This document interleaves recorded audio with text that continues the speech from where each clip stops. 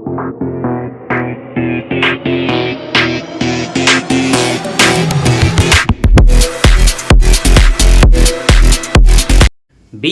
First year के प्यारे बच्चों, बीकॉम फर्स्ट ईयर के प्यारे बच्चों, स्वागत है सभी का शंकर सर की क्लास में।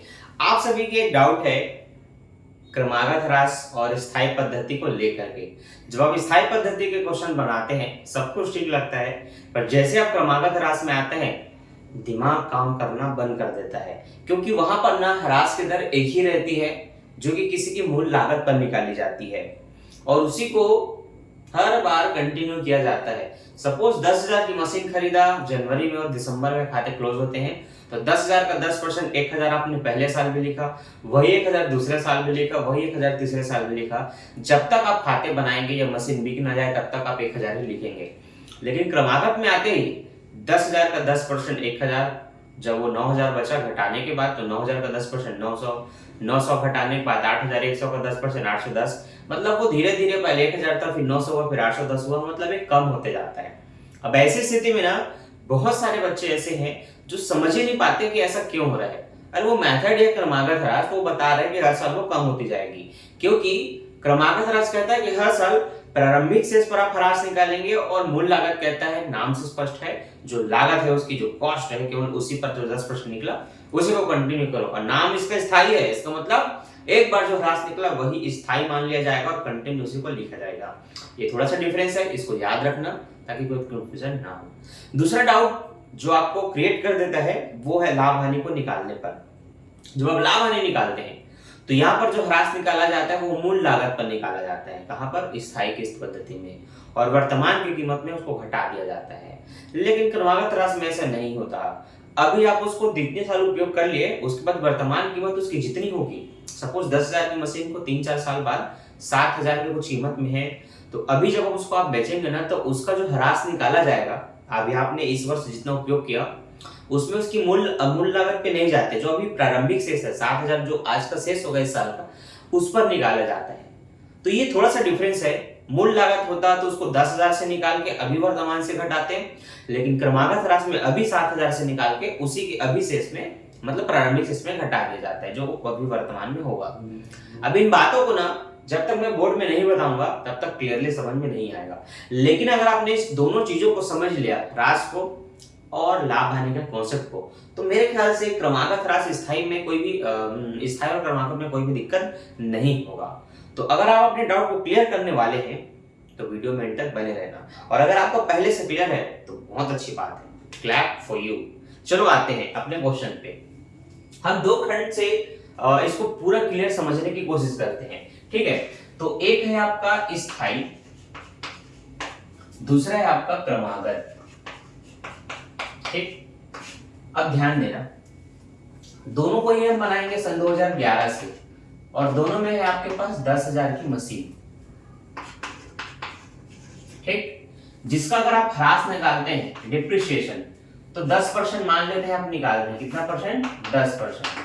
तो 10% 10,000 का 1,000 होगा और इसमें भी 1,000 होगा, लेकिन जस्ट अगले साल ये हो जाएगा 9,000 का, ये भी हो जाएगा 9,000 का।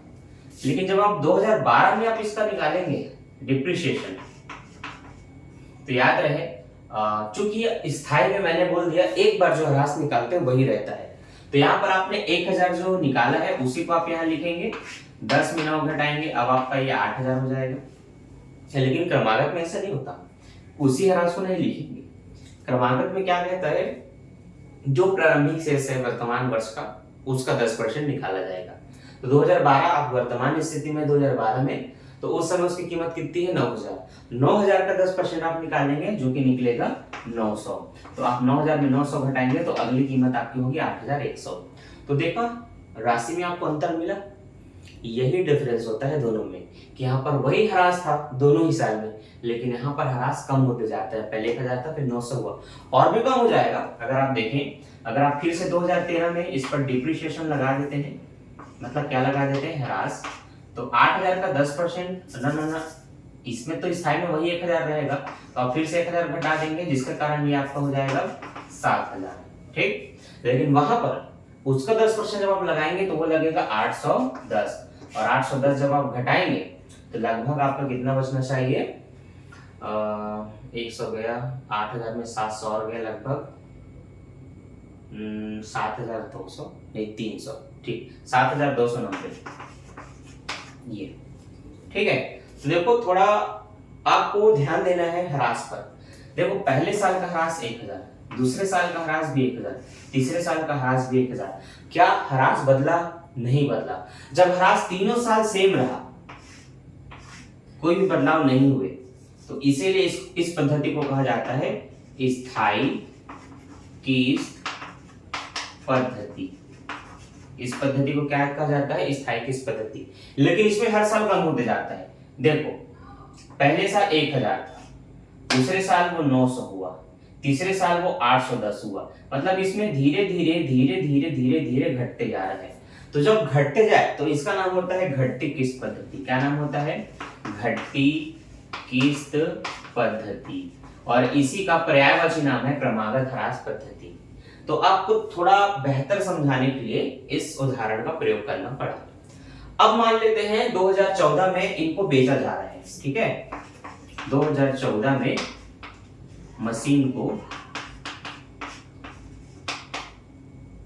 जुलाई में बेचना, ठीक है।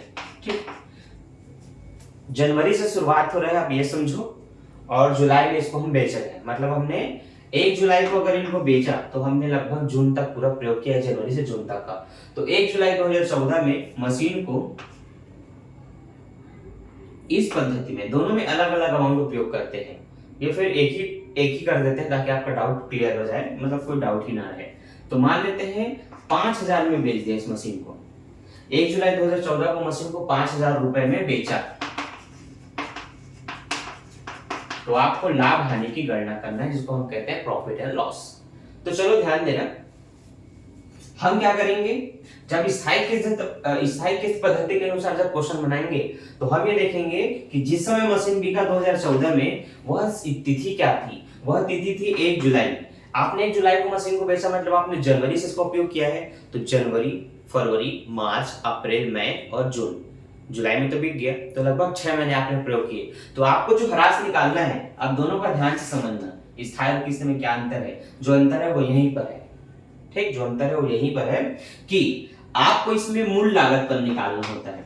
तो मूल लागत, जो मशीन बिकती है ना, उसकी मूल लागत को लिखने के बाद उस पर ह्रास निकालना होता है। तो ये मशीन जो अभी 7,000 की है, वो जो 5,000 में बिक रही है, उस मशीन की मूल लागत क्या है? मूल लागत है उसका 10,000 रुपए। तो इस पर जो ह्रास निकाला जाएगा, कितने माह का? 6 माह का, वो निकाला जाएगा इसके मूल लागत पर। मूल लागत है 10,000, ह्रास की दर है 10%, तो 10/100। 6 महीने उपयोग किए इसलिए 6, और पूरे साल में 12 महीने होते हैं इसलिए बट्टे में 12, 6/12 आपको लिख के बनाना है। आप इसको 1/2 भी लिख सकते हैं, क्योंकि ये कटेगा तो 6 कम 6 6 दूनी 12 होगा। लेकिन याद रहे 6 महीने का ह्रास निकाल रहे तो 6/12। अगर आपने मशीन को केवल 4 महीने प्रयोग किया और बेच दिया, तो आप 4 महीने का ह्रास निकालेंगे तो 4/12 लिखेंगे। आपने अगर मशीन को 9 महीने प्रयोग किया और 9 महीने बाद बेचा, तो 9/12 निकालेंगे। इसका मतलब ये है, जब भी विक्रय की तिथि दी जाएगी तो उस तिथि से पहले के तिथि तक गिनो कि मशीन की शुरुआत कब से है। वो शुरुआत नहीं, हर साल की शुरुआत या तो अप्रैल से होती है या तो जनवरी से होती है। तो अगर कोई मशीन बीच में बिकती है, जनवरी अप्रैल को छोड़कर बीच में कभी भी, तो आप ये देखो कि प्रश्न में लिखा रहेगा खाते कब बंद होते हैं? 31 मार्च को बंद होते हैं, तो आपको शुरुआत 1 अप्रैल से करना है। अगर ये 31 मार्च को समाप्त होते हैं, तो मैं अप्रैल से गिनता, अप्रैल, मई, जून, जुलाई बिका, इसका मतलब मैंने 3 महीने प्रयोग किया। लेकिन चूंकि मैं दिसंबर में क्लोज कर रहा हूं और जनवरी से शुरुआत कर रहा हूं, तो मैं जनवरी से गिन रहा हूं। जनवरी, फरवरी, मार्च, अप्रैल, मई और जून, 6 महीने को प्रयोग हुआ, इसलिए 6/12। यही चीजें ना, बातें बहुत छोटी है लेकिन कंफ्यूजन आपको बहुत करेगी, इसलिए अभी से क्लियर रखो। ये 0 से 0 कटा, ये 0 से 0 कटा, 6 कम 6 कटा, 6 दूनी 12। अब 1,000 को अगर मैं 2 से काटूंगा बच्चों, तो यहाँ पर 500 मिलेगा। कितना मिलेगा? 500। तो आप कह सकते हैं कि जो डिप्रिसिएशन निकला वो कितना निकला? 500 रुपए निकला। इस 500 को क्या आप 10,000 में घटाएंगे? नहीं, अभी उसकी कीमत 10,000 नहीं है, अभी उसकी वर्तमान कीमत 7,000 है 2014 में। तो हम क्या करते हैं, स्थायी किस्त पद्धति में मूल लागत पर, जो मशीन बिकती है उसकी मूल लागत पर ह्रास निकालते हैं और उसके वर्तमान शेष से घटाते हैं। तो ध्यान देना, उसका वर्तमान जो शेष है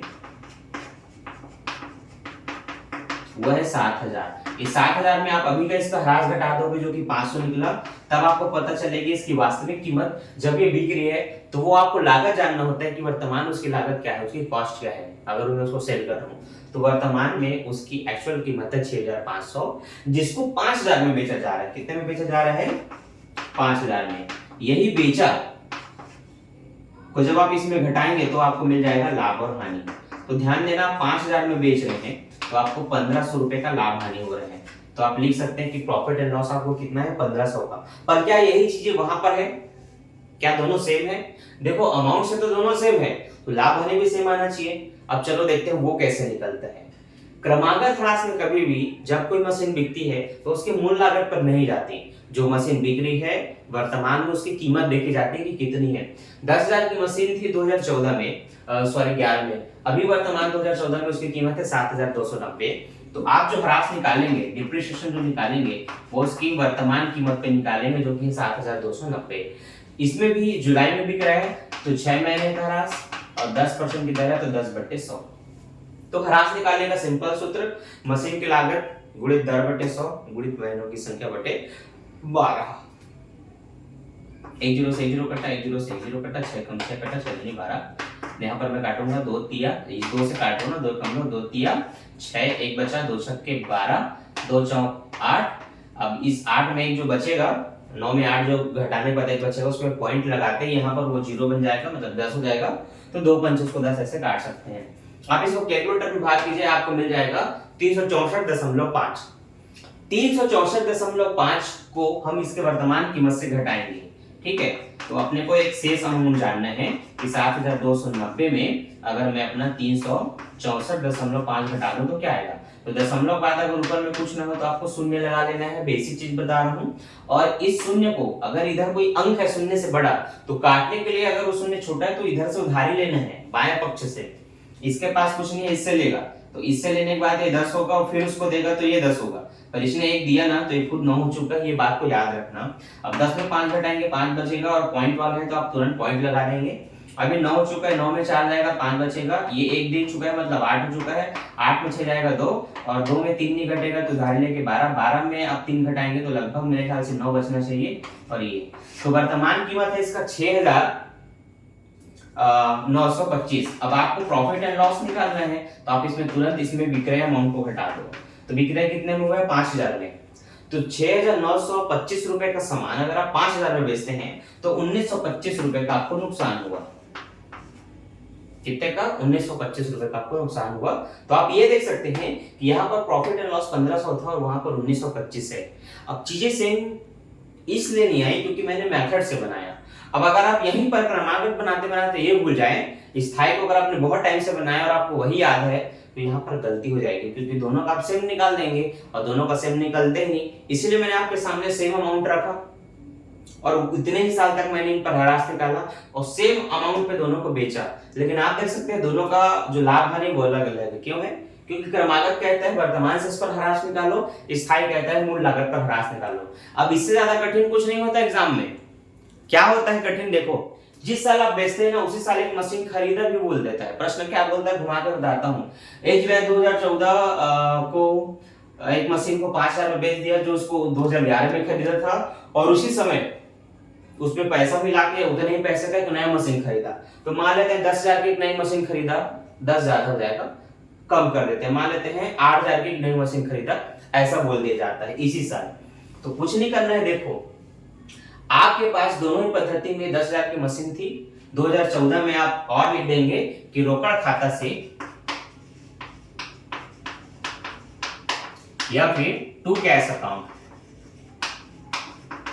आपने कितने की मशीन खरीदा, दोनों सेम है। आपने लिख दिया कि आपने 8,000 की मशीन लिखा। ये कहां लिखना है? कि आपको डेबिट पक्ष में लिखना है कि आपने 8,000 की मशीन खरीदा। और आप समाकलन साइड में क्रेडिट साइड क्या लिखेंगे वो बता रहा हूं। आप क्रेडिट साइड लिखेंगे उस तरफ, सबसे पहले आप लिख सकते हैं आपका डिप्रिसिएशन, कि डिप्रिसिएशन कितना निकला। तो उस पद्धति का अगर मैं बताऊं तो मैं लिखूंगा कि उसमें डिप्रिसिएशन निकला 6 मंथ का। आप ऐसे लिख सकते हो 6 मंथ का डिप्रिसिएशन निकला 364.5। आप बाय कैश लिख सकते हैं, मतलब आपको कैश कितना मिला। विक्रय के तो रोकड़ मिलता है ना, तो 5,000 में बेचा तो आपको कितना मिला, 5,000 रुपए आप ये लिख सकते हैं। उसके बाद आप ये लिख सकते हैं कि आपको प्रॉफिट एंड लॉस कितना हुआ। बाय प्रॉफिट एंड लॉस वो आपको हुआ है 1925 रुपए का नुकसान हुआ है। ठीक है, अब जो मशीन बिकती है उसको सबसे पहले ह्रास लिखना, विक्रय मूल्य लिखना। आप विक्रय मूल्य पहले भी लिख सकते हैं, फिर ह्रास लिख सकते हो, लाभ हानि, मतलब ये 3 चीजें क्रम से होनी चाहिए।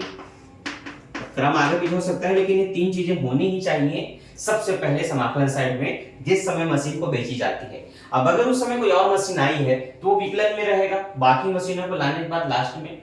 और जो मशीन बिक नहीं रही है उन मशीनों का ह्रास इनके बाद लिखा जाता है बाय डिप्रिसिएशन 31 मार्च करके।